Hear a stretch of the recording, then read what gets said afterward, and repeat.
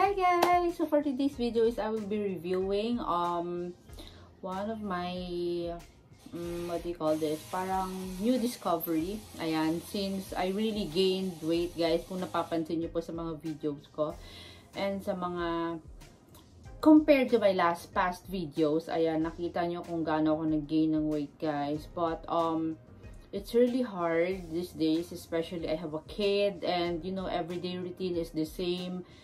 And sometimes I can't find time to exercise, or sometimes na even though I want to exercise is gusto ko na lang talaga mag-rest. But yeah, I'm planning to do a calorie deficit, parang ganon.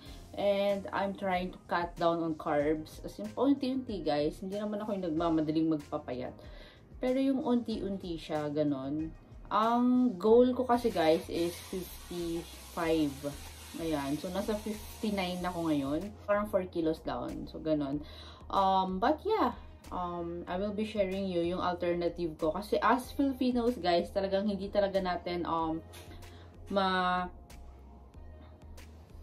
tatanggal yung rice. Kumbaga, rice is really part of our daily lives. So, ayan guys, someone sent this to me and I really can't wait. Ayan, but I've tried it already guys. Na-try ko na yung 500. So this is shirataki dried rice.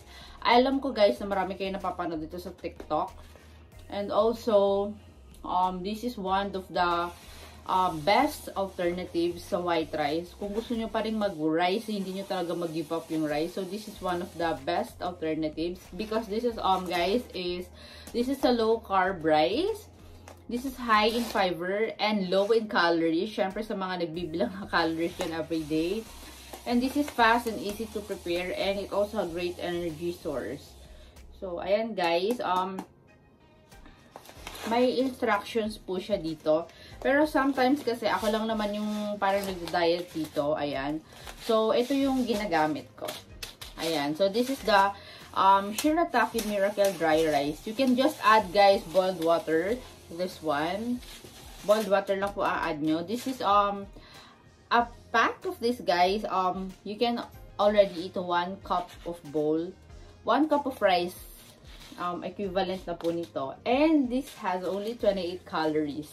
Diba, pag sinasabi natin 1 cup of rice or regular white rice, parang nasa 250 calories if I'm not mistaken.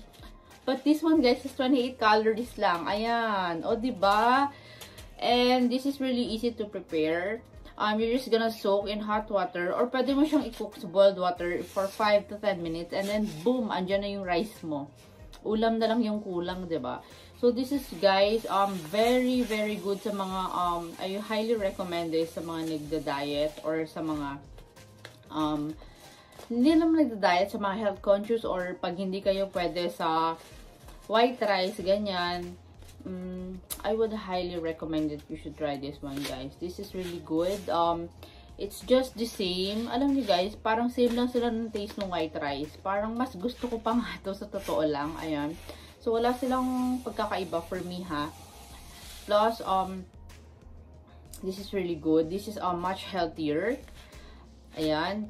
And this is really good for our body. And guys, if you are on a diet or you have a problem with your health, ayan, this is really a good alternative for white rice. Since as Filipinos, I know we can't give up rice.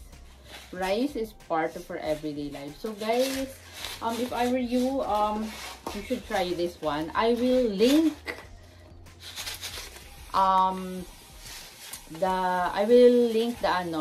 I will share the link down below kung saan ko ito nabili. And you should try it guys. This is super affordable and I love it. Ayun lang. So I hope guys you can try. Yun, i-share ko po yung link down below. Makikita nyo na lang. Or I'm gonna put it here sa video ko para makita nyo kung saan ko nabili.